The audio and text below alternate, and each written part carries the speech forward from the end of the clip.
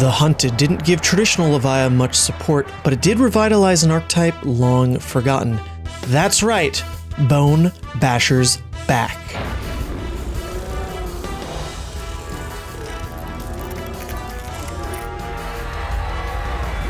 Also, League, there is a giveaway going on in the League of Levia Discord for this fantastic Art House Syndicate authentic Levia artist proof by the one and only Thu right there.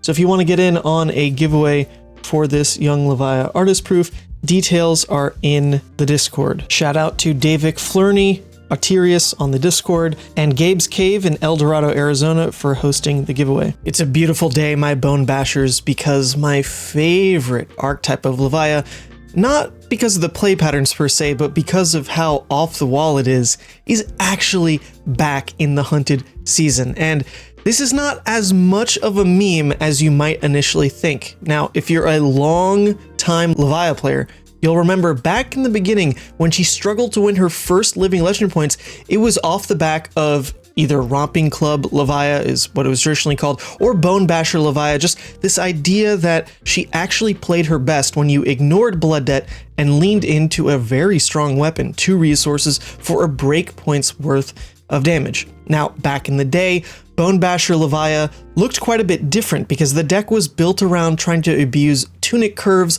with pummel and CNC and hit effects that cost 2 to that nature to basically lock an endgame all based around pummel threat. But we can build the deck quite differently these days, and I want to tell a story about how this idea initially came to be. Now, if you're aware of Runaways, you probably also know Yuanji Lee, who's a fantastic player, a member of the team with me, and he's always trying to pick apart the game on a very finite value basis. Let's just extract the most amount of points we can from every turn cycle. And funny enough, the thought process that led him here was around Scabskin Leathers, a card that I think a lot of pro players stray away from, either because they hate it, they hate the variance that is kind of left up to this card, or you look at it in Yuanji's eyes, which is, if we just roll this card as much as possible, then the outcome in which we gain an action point should be around half the time, and we should use that half the time to be as oppressive as possible and push our damage rate above and beyond what is normally within the confines of a Flesh and Blood deck. And so how those two ideas merge together here is by using a weapon that costs 2, right? If you pitch a blue for it, you'll be left over with 1 resource, along with as many 1-cost 5 attacks as possible. The idea being that you have a 2-card hand of a blue and a 1-cost 5, you roll Scabskins. If you hit, you can return a 2-card 9. If you don't hit, then you can just throw the Scabskin, arsenal, or rather throw the Bone Basher, arsenal the 1-cost, and just try it again next turn when you have a blue in hand again.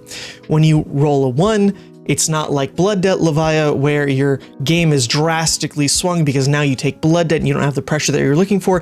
Instead, you're a very methodical, slow deck, so you can roll a 1 every now and again, and it's fine because every time that you do hit 2 action points, the 2-card 9 feels very, very oppressive. So that's the core rate that we're pursuing in a deck like this.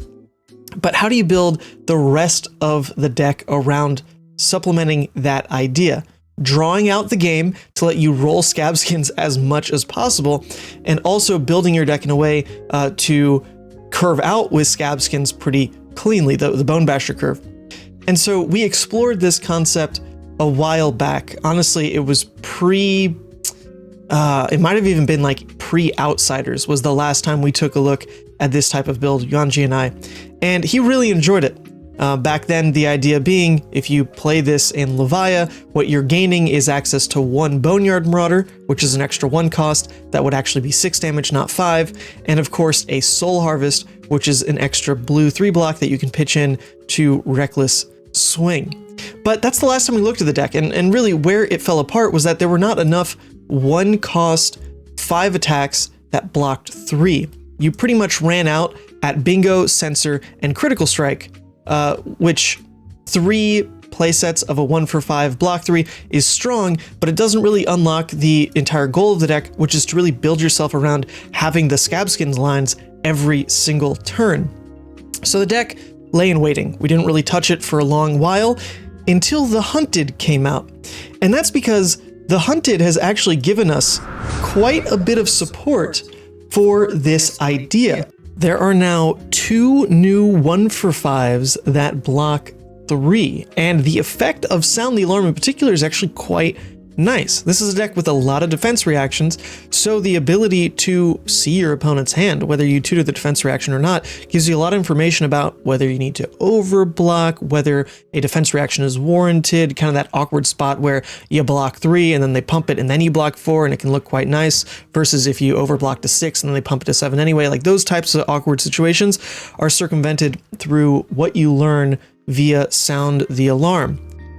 Pursuit of the Pits of Despair. Now, the effect on it is kind of cute because you get to add a new sexy token to your pile. Doesn't really do anything hitting a hero, marking them, it's just another trigger to remember.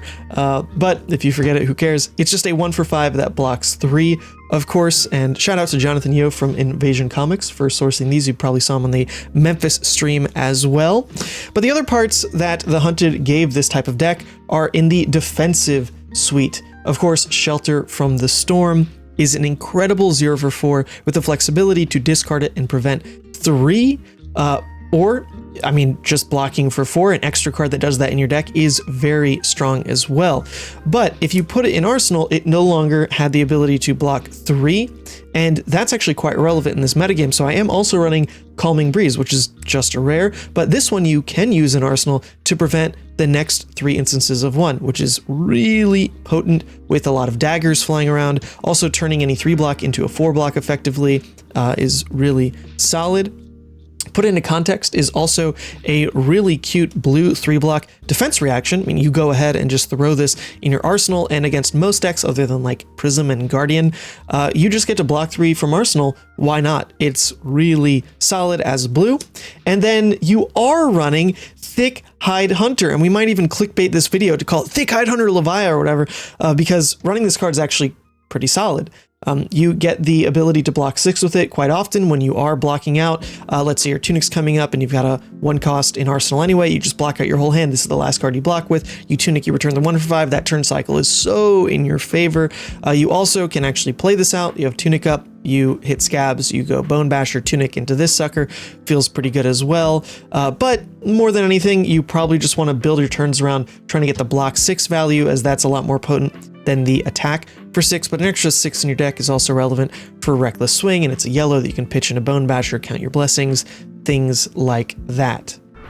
There's a lot more in the deck list that I want to talk over, and there's some games as well that I think will finally unlock people's appreciation for this type of deck list, because it is a bit of a meme at first, but I promise you that the deck building and kind of the theory behind what this deck is trying to do actually works really, really well.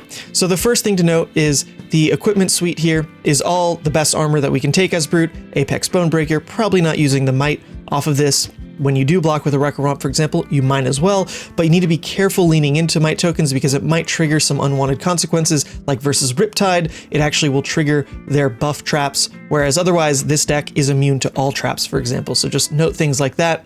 Bone Basher, of course. Findel Spring Tunic, because Tunic is really, really important for either 1-card 5s when you use Tunic, throw your 1 for 5s, or curving out with like the Count Your Blessings off of a weapon swing, Oasis Respite, things like that. Scabskin Leathers, it's the whole point of the deck. Blocks 3, and you really want to roll this sucker non-stop. Of course, we also have Scowling Fleshbag, really strong defensive piece, but our game is quite long. Our game plan is going to take quite a bit of time to execute, so you have to be careful when exactly you use Fleshbag. In some matchups, it might just be because blocking the 2 on this breakpoint that's coming through is very, very important. It might be because this is the last push from your opponent. You get the disruption off with the Intimidate, and you stymie how much damage they're able to throw to you. It's a very critical piece of equipment to use properly. But I do want to take a second to mention the length of game they are going for with this deck. The kind of Wincon presented by this deck is not truly fatigue. It's more of a attrition type game plan. If you'll notice, we don't really have hit effects in the deck. That's not the point. We're not the Bone Basher deck of old, where we're trying to add in pummels and CNCs and things like that to make our opponent block so that they give us cards, and then when it goes back into us, we have more room to like pummel CNC again, that type of thing. We actually can't do anything with tempo. This deck can't convert large hands at all. It's actually kind of like the flaw in the deck list. So instead, it wants the opponent to ignore everything that you're doing. It wants the opponent to just take 5 damage from a critical strike. It wants the opponent to take 4 damage from a Bone Basher so that they throw back their whole hand, and then you defend it out with the fact that all your cards still block 3, or you have all the defense reactions, or you heal it back up with counter blessings and things like that. So you want your opponent to just take your damage, take your damage, take your damage, and try to convert their full hands into you, because you can't do anything with your full hand anyway. Then as you block down, you swing the value trade because of how Scabskins works with your weapon and all the 1 costs. So you don't really win by fatigue. You win because at a certain point, your opponent is taking a lot more damage than expected, and they start to give you cards on your effects that really don't matter anymore, thus wasting resources in their deck. You swing with the Bone Basher, it's a break point. You swing with the 1-for-5s, they give you 2 cards. So this kind of continues in a lockout state until you close the game out with Reckless Swing. So you aren't necessarily trying to run them out of cards, but the game plan will take a bit of time because there's no way that you actually just kill them from presenting a Bone Basher critical strike unless their hand is legitimately all 0 blocks. Maybe they're Oscilio or something. You do have to end the game either through them wasting resources and getting locked out because of your great trade in response, or because the Reckless Swing closes the game because they ignored your damage for basically too long. So the deck plays kind of awkwardly. We're going to get into those games in a second, but let's talk through the deck list. In particular, we have Bingo, Censor, Critical Strike, Pursuit of the Pits of Despair, and Sound the Alarm as 5 playsets now of 1-for-5 block 3s. You don't really care about what any of these do. I don't think Bingo's ever been relevant for me. Censor actually is quite relevant. You just name the card that you think would be most punishing in a 5-card play, for example. And this one is a lot of tracking of your opponent's side of the board as well. What have they pitched? What's in their graveyard? You probably just want to name something that's quite good that a playset still exists on their side of the field. Then you've got Count Your Blessings and Sigil of Solaces as some life gain effects in the deck. Count Your Blessings curves out really well with this deck because of Tunic and your 2-cost Resource Sink and Bone Basher, or 2-cost into your 1-cost plays. You can kind of make the call whether you want to spend it on Count Your Blessings or Bone Basher depending on the state of the game, but it's just this extra life game, and it's the only card that really helps you convert when you do have a lot of cards in hand, because we kind of talked about the flaw of the deck being that previously.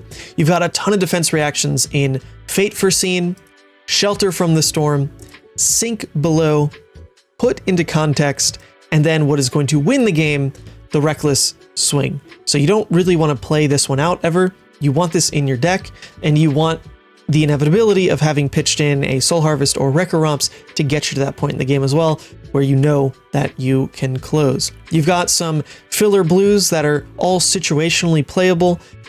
Nasty Surprise might as well get you Agility, Might, and Vigor. You can actually use all 3 of those quite well. Warmonger's Diplomacy, of course, into Azalea, Vincent, things like that. Truce as a turn 0 play is quite good, but a bit of a double-sided sword on this one, because the opponent, if they know what you're doing, will just pass, and then you both gain 3 anyway, and you're just making the game take longer. But into some matchups, you might actually want to play this out. It's mostly turn 0, don't think about it beyond that. This Round's on Me also is quite awkward to play, because if your opponent is on to what you're doing, when you make them draw, they will just hold, wait a turn for the -1 to go away, and then smack you with it. So you need to be careful with how this one works. You probably only want to play it when your opponent is off an arsenal, for example, so they can't really do that to you. Then you've got Ripple Away, which actually has a solid effect into, Codex of Frailty, things like that. And then the one thick Itoner that we already talked about. So that's the core of the deck. A lot of this part is not changing. Then you look in the inventory and you're going to add in a couple of cards that do matter for the matchup. The Calming Breeze, for example, into Cindra's, Araknis, anything that pings 1, it's quite solid. Grave Heaping, also really strong in other Count Your Blessings decks, into I guess the assassins into Cindra again, right? Very, very relevant. And it is still on curve as a 1 for 5. It blocks 2, but you definitely want to play this one out, so you don't really mind in that case. You've got the Oasis Respite, which is quite strong, into Vincent, into Viserai, into Verdance, into Kano. I don't really think you're beating a combo Verdance. They are just going to deal an absurd amount of damage to you. It is what it is. But you actually can beat Kano just because they, with a double Oasis Respite or something, or leaking 0 damage prior, they actually have a hard time guaranteeing that they full combo and plus all these cards because they don't have their tomes anymore. You've got Unmovable, which is really solid into the Warriors and into the Assassins right now, into Guardian as well, but you're probably not really beating Guardian anyway, let's be fair.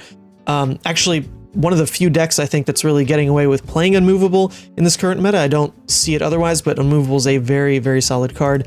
Snag into the Assassins is quite strong, also into like Rouse Guardians, but you're probably not beating them anyway. And then Heart of Findel's only in here because Viserai is pretty tough. So pitching a blue just to gain 4 off that pitch is actually really solid, but that's pretty much the only deck I would play it into. I think Viserai. And then you have AB3 with Skullhorn and Nullrune Gloves. Nullrune Gloves are also taking into like Aurora, Viserai, Vincent, on and on. So that's the whole deck list. And truly, if you've played Bone Basher Levia in the versions previous, this one does not play the same way at all. I promise you, the attrition war that you get into with your opponent is so different than buying yourself tempo to just pummel them and pummel them and pummel them that the build relied on prior. But the theory of this deck and the math behind this deck is quite solid.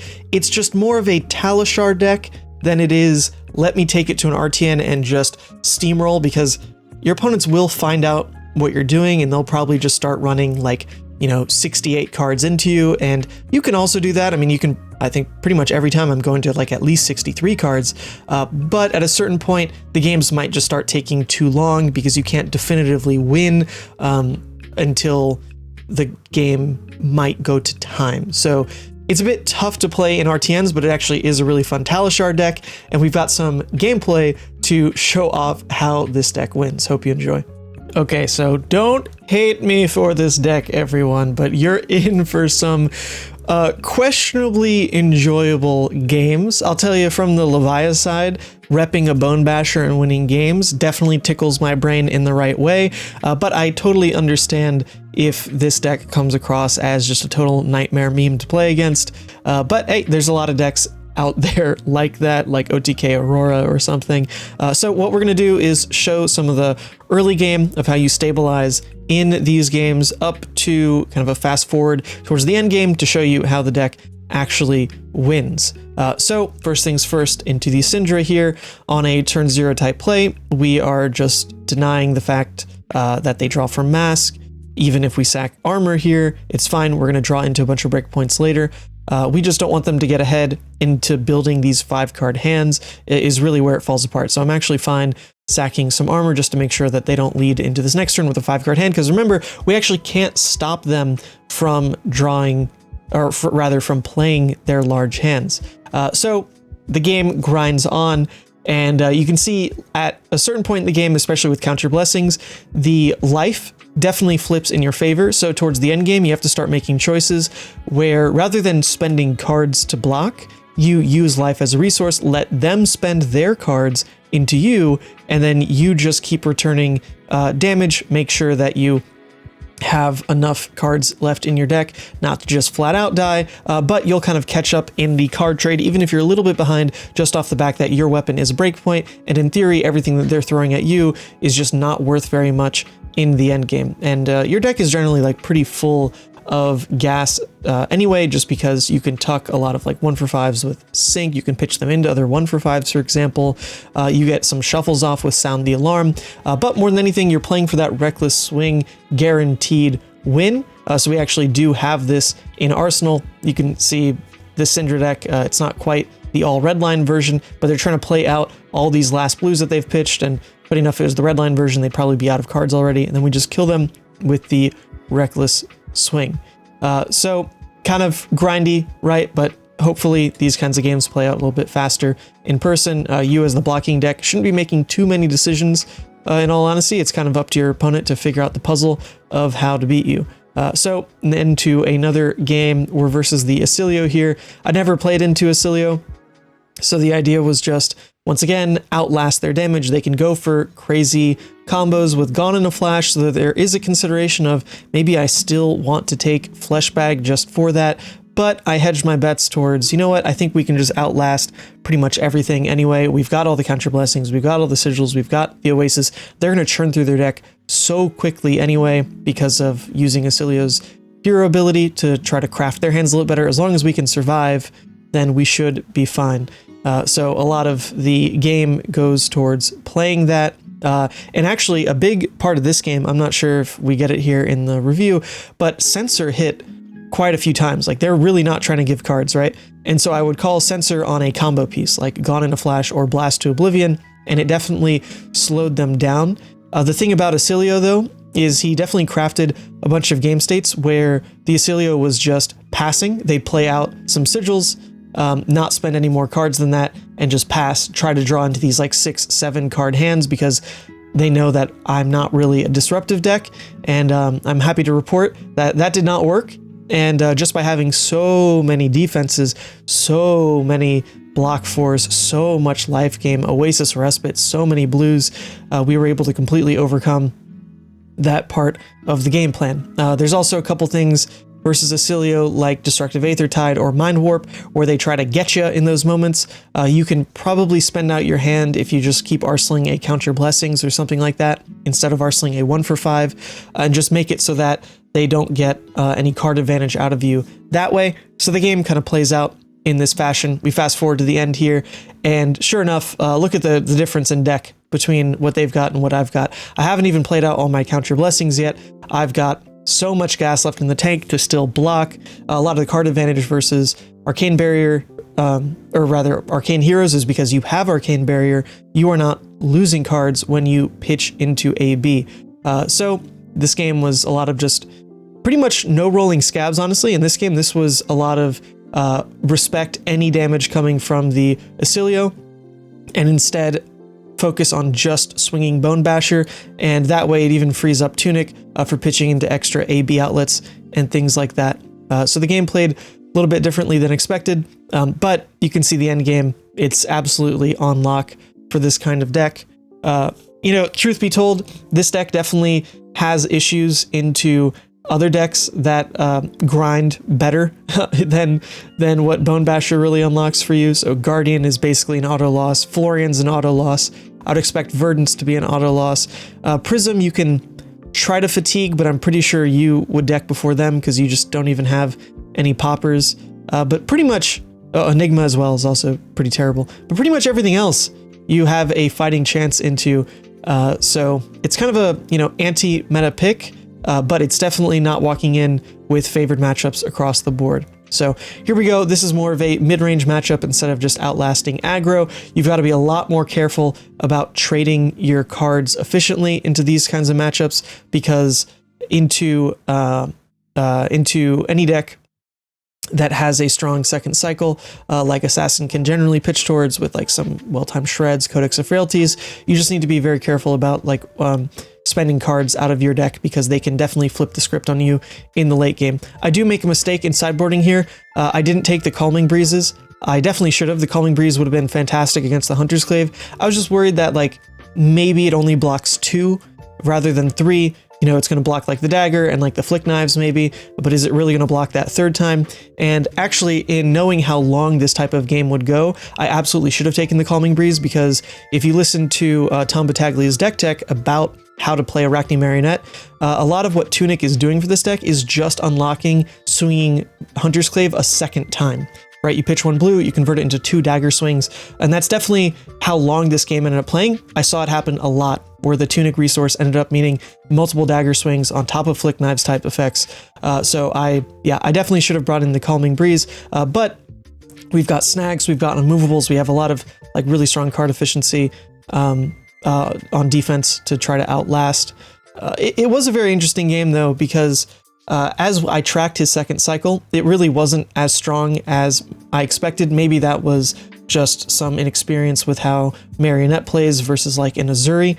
But I definitely expected him to have more gas, or rather them have more gas as the game went on, and that's just not what happened. So you'll see the early game play out a little bit. We're definitely rolling scabs a lot in this matchup. We're trying to, fight back with our own card value. We're rolling scabs. We're doing it here again and again, because if all we do is defend and swing the Bone Basher, we're probably not going to win in time, because the Assassin deck should also be running quite a few 0-for-4 defense reactions. So we'll never really attack them on this like attrition game plan if we don't also swing the 1-for-5s to accelerate that trade as well. We advance to the end of the game here. You can see that in terms of cards in deck, we're actually relatively even, but at this point, I just have a much stronger outlet to my cards in deck by pitching into Bone Basher than the Arakni Marionette does. They're just running out of ways to get anything done is kind of the problem here. They don't have as many attack reactions. Every time I let them have go again, I'm just trying to get them to spend another card from their deck. They just run out that much faster, and I have so much life to work with, I'm not in threat of dying. So that was pretty much it, folks. Hopefully you enjoyed this awkward gameplay, and have fun terrorizing Talishar with Bone Basher.